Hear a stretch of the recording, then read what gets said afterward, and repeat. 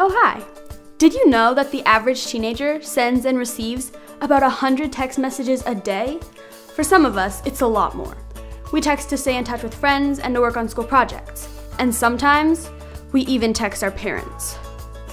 With text messaging used for just about everything today, it makes sense to use it to get help in an emergency. 911, what's the location of the emergency? Dispatch, this is Amber. And he legitimately wanted help.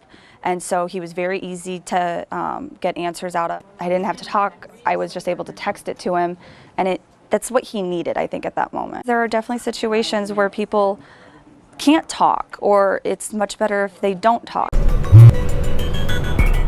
It's not always easy to talk on the phone. It's not always safe. There may be situations where an individual does not feel comfortable or they cannot safely communicate verbally to the operator on the other end. And that's where the 911 text messaging system comes into place. Many situations such as domestic violence, home invasions, armed robberies, if a person were to talk out loud, they might be discovered or their location could give them away.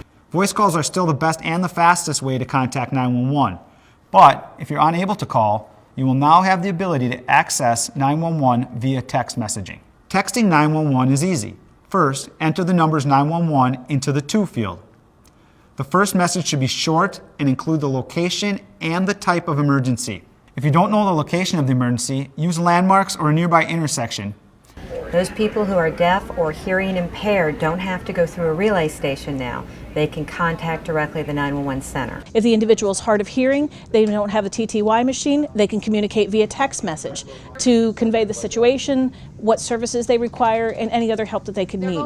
There are times when a text message is more easy to push through, if you will, than a voice message predicated upon something that has become part of our vocabulary as society, and that is bandwidth.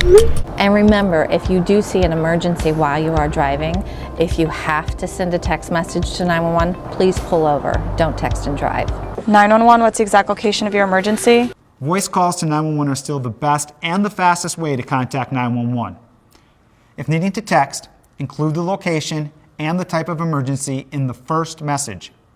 Text in simple words and avoid abbreviations or slang. Text to 911 service is only for emergencies. False reports are a crime. Don't text and drive, pull over, or get pulled over. It's important to remember that if you can make a voice call to 911, that's still the best option. Talking to the 911 operator is the fastest way for them to get the information they need to send the right kind of help.